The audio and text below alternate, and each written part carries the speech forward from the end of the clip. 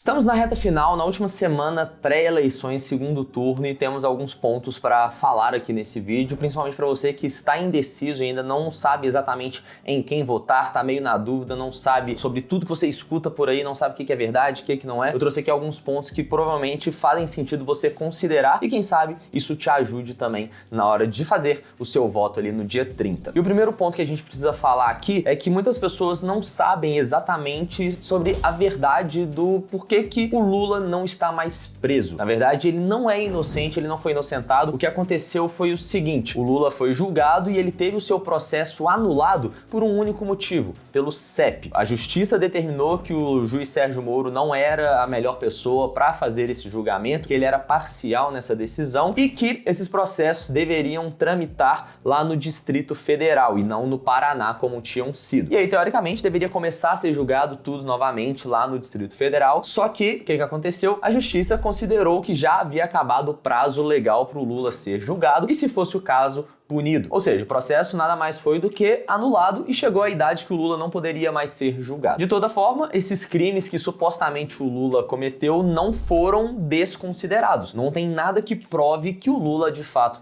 é inocente. E se a gente realmente votar em alguém, um ex-presidiário, para ser o presidente do nosso país, como que a gente vai ensinar sobre valores e moral para os nossos filhos, sendo que a gente está elegendo um ex-presidiário como presidente da República? Não faz tanto sentido. E sobre isso até entra no segundo ponto, que é sobre censura e liberdade de expressão. O PT já entrou com vários pedidos, vários processos lá no STF para censurar pessoas que estejam falando coisas como, por exemplo, que o Lula de fato não foi inocentado, que o Lula é descondenado, ex-presidiário, que são apenas verdades, não tem nada de errado com isso. Ou seja, tem aquele discurso de que o STF está censurando para evitar fake news, quando na verdade ele está evitando que as pessoas falem a verdade por um certo lado, mas pelo outro lado, quando as pessoas falam que o Bolsonaro, por exemplo, é canibal, será que isso é fake news ou não é? E por que não está sendo censurado também? Será que isso só vale para um dos lados? E uma das coisas mais importantes que nós temos é a liberdade de expressão. E se você pesquisar aí no Google o que é liberdade de expressão, ele vai te dar o seguinte sentido: que a liberdade de expressão é o direito de qualquer um manifestar livremente opiniões, ideias e pensamentos pessoais sem medo de retaliação ou censura por parte do governo ou de outros membros da sociedade. Ou seja, a partir do momento que alguém fala alguma coisa e fala uma verdade, que o Lula é um ex-presidiário, por exemplo, o que é um ex-presidiário? É alguém que já foi preso e não está preso mais. Isso é verdade. Não tem nada de errado com isso, não tem por que censurar alguma coisa como essa. E por outro lado, o grande discurso das pessoas que gostam de defender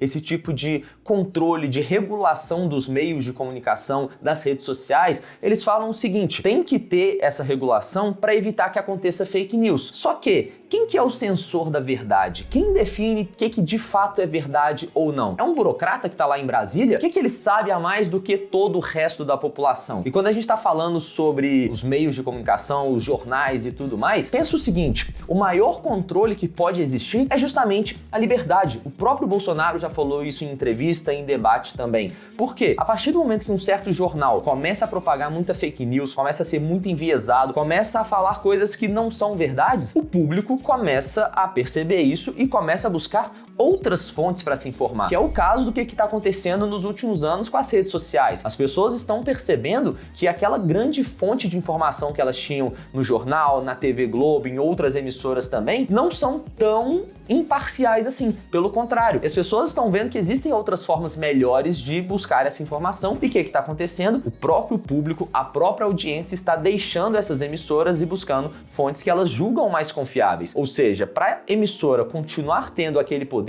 todo, aquela audiência toda, ela precisa falar a verdade, ela precisa noticiar o que está acontecendo. E se, antes do segundo turno, o PT, o Lula, já estão dando pra gente esse gostinho da censura de banir alguns perfis, banir alguns jornais, censurar, por exemplo, a Jovem Pan, Brasil Paralelo e outros perfis que falam sobre determinados assuntos, a gente já consegue ver o que a gente pode esperar caso de fato o PT seja eleito, caso de fato o Lula seja eleito. Então aqui não é uma questão partidária partidária, não. É uma questão de valores. A liberdade deve prevalecer sobre qualquer situação. A gente precisa ter a liberdade de pensar e falar aquilo que a gente acredita. E o debate que vai fazer a gente evoluir como sociedade. E aí o terceiro ponto que eu separei aqui pra gente falar é sobre o fato de que a gente precisa votar com base no resultado. Analisar números e indicadores, números frios, porque números não mentem. Então se a gente ficar só analisando político de estimação, o que cada um fala, não. Vamos analisar dados, informações, o que a gente tem de dado para concluir alguma coisa aqui também, né? E aí o Lula e o PT, eles se apresentam como a solução para o Brasil. E grande parte, a maioria dos problemas que eles apontam ser a solução, na verdade esses problemas são muito mais antigos. E o PT, o Lula teve 8 anos, o PT teve quase 16 anos para resolver esses problemas e eles não resolveram. Por que agora eles apontam que esses problemas são problemas que surgiram no governo Bolsonaro, que teve 4 anos, menos de 4 anos até esse momento, né, para governar, e sendo que dentro desses 4 anos a gente teve pandemia e uma guerra lá na Ucrânia com a Rússia. Se fosse tão fácil resolver esses problemas, o próprio PT já teria resolvido durante os últimos 16 anos que eles estiveram no poder. Mas vamos analisar aqui alguns dos principais dados de acordo com o Economista Visual, que é um perfil lá do Instagram, que trouxe alguns dados, alguns gráficos pra gente analisar de forma bem clara e bem didática também essas principais informações. O primeiro gráfico que eu separei aqui é essa da taxa de assassinatos no Brasil. A gente consegue ver aqui que no governo Bolsonaro a taxa de assassinatos foi realmente muito menor do que todos os outros governos anteriores. Se a gente olhar também as mortes violentas de LGBTI+, a gente consegue ver que essas mortes estavam numa crescente muito elevada durante os governos, no final do governo Lula, principalmente o governo Dilma e do Temer, e no governo Bolsonaro elas já deram uma reduzida também. Invasões de propriedades rurais, a gente consegue ver que ela só vem caindo ao longo do governo Bolsonaro também, chegou nos menores patamares dos últimos 10, 20 anos. A apreensão de cocaína, a apreensão vai só aumentando também, o que é muito positivo. Desmatamento da Amazônia, realmente deu uma elevada no governo Bolsonaro, mas se comparado com o governo Lula, foi muito menor também do que a média do governo Lula. Então muita gente fala aí que de fato está aumentando, e sim, está aumentando, mas não está maior do que o que teve no governo do Lula, principalmente no início do governo do Lula. O próximo dado que a gente pode analisar aqui também é o número de servidores públicos. O número de funcionários ativos caiu 46 mil desde 2019 ali no governo Bolsonaro, contra 129 mil durante o governo Lula e Dilma. A gente consegue ver também que a União tem o menor número de funcionários ativos desde 2011 e a contratação desses novos funcionários está no menor nível desde 2007. Ou seja, o governo Bolsonaro está tentando enxugar o tamanho do Estado, o que é muito positivo, porque isso vai reduzir os gastos do Estado e, consequentemente, os impostos que o governo está arrecadando podem ser utilizados para outros fins, como, por exemplo, saúde, educação, que são algumas finalidades melhores do que simplesmente ficar pagando salário de político. E aí os gastos de pessoal subiram 87% em 10 anos, e a gente consegue ver que nos últimos anos, desde 2019, principalmente 2021, 2022, que a gente ainda não tem fechado, mas tem as projeções, a gente consegue ver que esses gastos estão subindo, mas eles estão subindo muito menos do que a inflação. A inflação de 2019 para 2021, só a inflação de 2020 para 2021 e de 2021 para 2022 foi de 10% em cada um dos anos. Se a gente colocar aqui 10% sobre esses 319, a gente chegaria em muito mais do que esses 330, por exemplo. Então o governo está aumentando esses gastos, mas num valor muito menor do que a inflação. E se no longo prazo esse valor continuar subindo menos do que a inflação, já é um grande primeiro passo, já é melhor do que simplesmente subir mais do que a inflação, totalmente de forma desenfreada. Outro dado interessante que faz sentido a gente falar aqui é sobre o prejuízo das estatais, lucro das estatais, e também sobre privatizações. A gente sabe que os governos do PT usavam bastante as estatais como cabide de emprego, ficava nomeando pessoas sem competência técnica nenhuma, simplesmente por ser amigos de políticos para receber aquele salário ali. E aí as estatais saíram de um prejuízo de 37 bilhões no governo do PT para um lucro de 187